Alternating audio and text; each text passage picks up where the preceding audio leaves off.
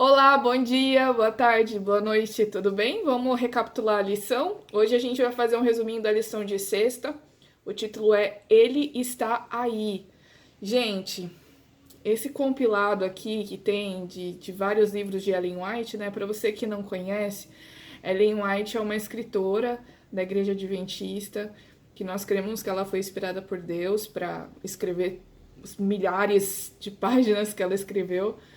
E é sensacional. Eu tenho lido o livro Patriarcas e Profetas junto com a Bíblia, tá bom? Então eu leio ali a leitura dos capítulos em que o capítulo do livro foi baseado. E depois eu leio o livro e, tipo, sabe? Mind blowing. Explode a sua mente, porque você fala, uau, que interessante. E ela já começa aqui, assim, no compilado, né? Dando vários tapas na cara, sabe? Tapa na cara do bem, sabe aquele tapa na cara que faz você refletir a sua vida? Então, e já fala aqui, ó, Deus está aí. Nada pode escapar do conhecimento de Deus. A gente falou sobre isso ontem, né? O Salmo 139 vem falando justamente sobre a onisciência de Deus. Mas, gente, essa questão de que Deus sabe de tudo, tipo, sabe quando alguém faz alguma coisa de errado e fala assim, ah, Deus tá vendo, sabe? Eu acho que isso não é uma coisa ruim, sabe? Se a gente olhar por uma outra perspectiva, a gente pode entender isso como sendo um suporte, um apoio, ou seja, Deus sabe de tudo o que está acontecendo com você. E justamente por isso, ele é a única âncora em que você pode se apoiar, né? Porque ele sabe de todas as coisas. Ele vem falando aqui mais pra frente, ele tem conhecimento íntimo de todas as obras de suas mãos e interesse pessoal em nossas vidas, ele se interessa por nós, né? O primeiro tapa na cara aqui que eu vi, na verdade, foi em relação a coisas erradas que nós normalizamos na nossa vida cristã, né? E você pode pensar em vários aspectos, eu não quero aqui te dizer quais são, quero deixar para você pensar. Mas ela fala aqui, ó, a mente de um homem ou mulher não cai num só momento, da pureza e santidade para a depravação, corrupção e crime. Ou seja, a gente não toma decisões para a vida que são muito sérias assim. A gente pensa, né? Então, quando você muda um comportamento, leva tempo. Tanto de um comportamento bom para o ruim, quanto de um ruim para bom. Então, ela está dizendo aqui justamente isso, que leva tempo transformar o humano em divino ou degradar o que foi formado à imagem de Deus em brutal ou satânico. Pela contemplação somos transformados. Então aqui fica um ponto interessante para nós, tá bom? Seja qual for hábito, comportamento ou algo que você fez que é ruim e que você precisa mudar, pode ser que, sei lá, você tenha vício em ver pornografia, ou você, sei lá, tenha qualquer outro tipo de vício, é importante você entender que você deve viver um dia de cada vez. Que é no dia a dia que a gente muda as nossas atitudes. E que essa é uma transformação que é aos pouquinhos, né? Então, ela fala aqui justamente, tanto para o humano, para o divino, quanto a degradação.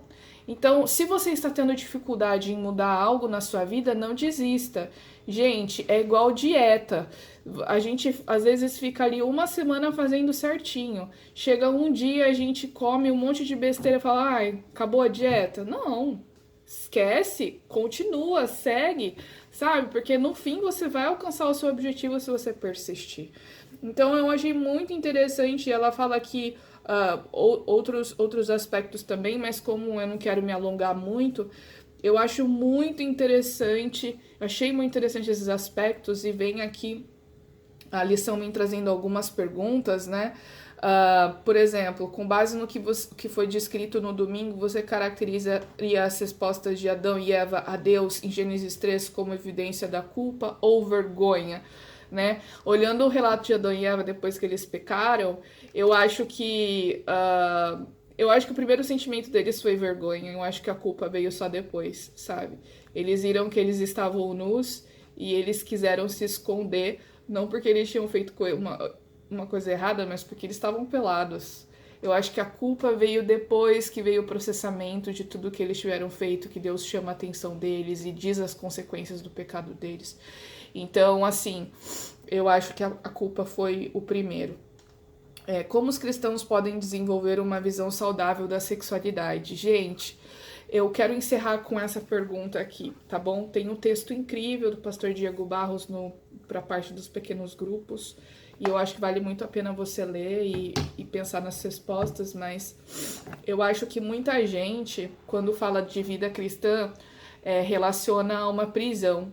Você não pode fazer isso, você não pode fazer aquilo, você tem que se guardar para o casamento, você é cheio de não, sabe? Mas eu gosto de pensar que a vida cristã é uma libertação. Porque justamente a partir do momento em que você conhece o certo e o errado, você pode decidir, né? Então, por exemplo, a partir do momento que eu estudo a Bíblia e eu conheço o plano que Deus tem para mim, quando eu me deparo com uma situação ou com uma escolha que vai contra esse plano, eu decido o que é certo para mim, né? Isso é liberdade. Isso é liberdade. Ou seja, não é a única opção que eu tenho, né? Então, eu acho que isso é extremamente importante. Eu acho que a gente precisa parar de ficar ligado muito nessas informações que a gente recebe negativas, sabe? Porque quando as pessoas falam de gente crente, normalmente aí no mainstream, é sempre num sentido meio negativo. E cabe a nós mostrarmos para essas pessoas que ser crente é massa, que ser crente é legal, e que quando a gente decide seguir aquilo que Deus tem pra nós, cara, é só sucesso. É só sucesso. E eu não digo isso porque alguém me disse não, eu digo isso porque eu tenho visto isso na minha vida. Então a pergunta que eu deixo aqui, você tem visto isso na sua vida? Como que você poderia ter uma boa visão da sexualidade partindo do princípio do script cristão, do script bíblico, né? Então, deixa essa reflexão aqui pra você. E mostre para as pessoas que ser crente é legal, mostre para as pessoas que você pode ser crente e fazer ótimas escolhas e dê bons exemplos, né? Eu não tô falando isso só pra você, não, tô falando isso pra mim. Eu acho que deve ser a nossa oração pedir para que Deus nos use como exemplo para as pessoas. Somos pecadores, vamos cair sim, mas como Dona Branca, mais conhecida como Ellen White, disse, nada como um dia após o outro, leva tempo para nós aperfeiçoarmos o caráter, né? E a nossa vida, nosso caráter é a obra de uma vida, então vamos aos passinhos, né? Mas, gente, é isso, espero que vocês tenham gostado da lição e a gente se encontra no fim de semana. No domingo tem live com o Vinícius, a gente vai falar sobre a lição de domingo. E amanhã tem um videozinho curtinho de introdução da lição, tá bom? Pega esse aviãozinho aqui, ó, e manda, tá bom? Compartilha nos seus stories e me marca. Valeu, gente. Até a próxima.